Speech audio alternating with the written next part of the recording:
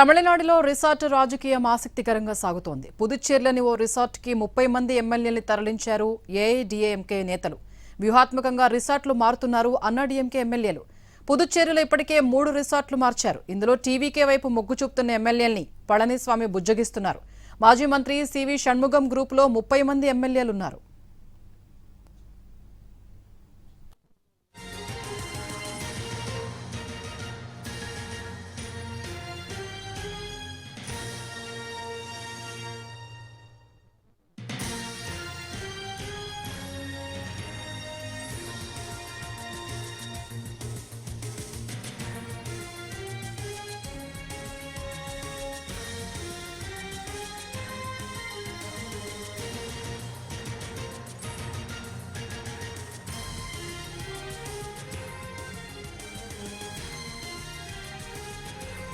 తమిళనాడులో రిసార్ట్ రాజకీయం ఆసక్తికరంగా సాగుతోంది. పుదుచ్చేరిలోని ఓ రిసార్ట్కి 30 మంది ఎమ్మెల్యేలు తరలించారు.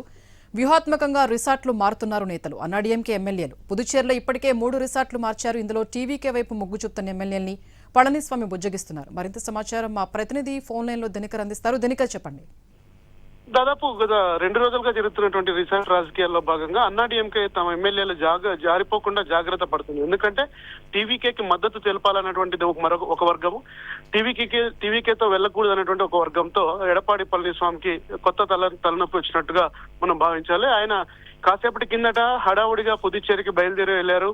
యాక్చువల్ గా గవర్నర్ ని కలిసి గవర్నర్ కి మర్యాదపూర్వకమైనటువంటి థ్యాంక్స్ చెప్పాలన్నటువంటి భావించారు. కానీ పుదుచ్చేరిలో ఉన్నటువంటి రిసార్ట్స్ లో ఉన్న ఎమ్మెల్యేలు అన్నాడీఎంకే ఎమ్మెల్యేలు దాదాపు 30 మందికి పైగా టీవీకేతో పాటు కలిసి వెళ్లాలన్నటువంటి నిర్ణయంతో ఉన్నారు. సో ఈ నిర్ణయాన్ని వ్యతిరేకిస్తున్నాడు ఈపీఎస్ పళనిస్వామి. సో దానికి సందర్భంగా ఆయన తనకున్నటువంటి ఎమ్మెల్యేలను అందరినీ కూడా కాపాడుకోవడానికి, వారికి బుజ్జగించడానికి, ఎందుకంటే నిర్మాణాత్మకమైనటువంటి ప్రతిపక్షంగా ఉందాము, టీవీకేకి మద్దతు ఇస్తే ఆయన బీజేపీతో కలిసి రాడు కనుక మనం బీజేపీతో కలిసి ప్రయాణం చేస్తున్నాం కనుక ఇది సాధ్యమయ్యే పొత్తు కాదనేటువంటి నచ్చజెప్పే ప్రయత్నాలు చేస్తున్నారు.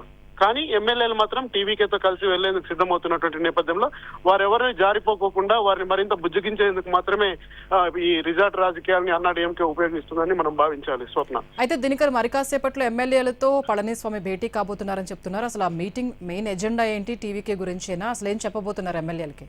నిన్న సాయంత్రం దాదాపు 40 మంది ఎమ్మెల్యేలతో ఎడప్పాడి పళనిస్వామి ప్రత్యేకంగా అన్నాడీఎంకే కార్యాలయంలో సమావేశమయ్యారు. తాము అన్నాడీఎంకే టీవీకేకు మద్దతు ఇచ్చే ప్రసక్తే లేదని ఆ మీటింగ్ లో ఒక తీర్మానం తీసుకున్నారు. దాన్ని స్పష్టంగా కూడా బయటికి చెప్పారు. అయితే దీంట్లో మీటింగ్ జరిగేటప్పుడు ఎడప్పాడి పళనిస్వామితో పాటు సీనియర్ నేతలు షణ్ముగం, ఆ తర్వాత వేలుముని కూడా వీళ్ళంతా కూడా మీటింగ్ అయ్యారు. టీవీకేతో కలిసి వెళ్తే వచ్చే లాభాలని నష్టాలను కూడా బేరీజు వేశారు.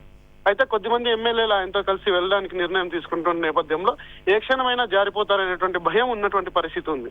సో ఈ 30 మంది ఎమ్మెల్యేలు వీరెవరు మొత్తం 47 మంది ఉంటే ఇందులో 17 మంది వ్యతిరేకంగా లేరు. మిగిలినటువంటి 30 మంది కూడా టీవీకేతో కలిసి జర్నీ చేయడానికి సిద్ధమవుతున్నారు. సో వీరందరినీ కాపాడుకోవడమే ప్రధాన కార్యక్రమంగా అన్నాడీఎంకే భావిస్తుంది. సో వారందరినీ బుజ్జగించడానికి రానున్న రోజుల్లో ఈ గవర్నమెంట్ ఉంటుందా ఉండదా అన్నదానికి సంబంధించి కూడా ఎడప్పాడి పళనిస్వామికి ప్రస్తుతం ఆయన అన్నాడీఎంకే జనరల్ సెక్రటరీగా ఉన్నా కానీ బీజేపీతో కలిసి ప్రయాణం చేస్తున్నటువంటి వ్యక్తి. సో బీజేపీతో ప్రయాణం చేస్తున్నప్పుడు వాళ్ళ కూటమిలో భాగంగా మోడీ అమిత్ షా నుంచి వచ్చే ఇన్స్ట్రక్షన్ ఆయన ఫాలో అవుతారు కనుక సో పూర్తిగా ఎడప్పాడి పళనిస్వామి వారి ఎమ్మెల్యేలకి, ఫ్రాక్షన్ ఎమ్మెల్యేలకి, ఎవరైతే వ్యతిరేకంగా ఉన్నటువంటి ఎమ్మెల్యేలకి ఏం చెప్తారనేది ఆసక్తికరమైనటువంటి అంశంగా ఉంది.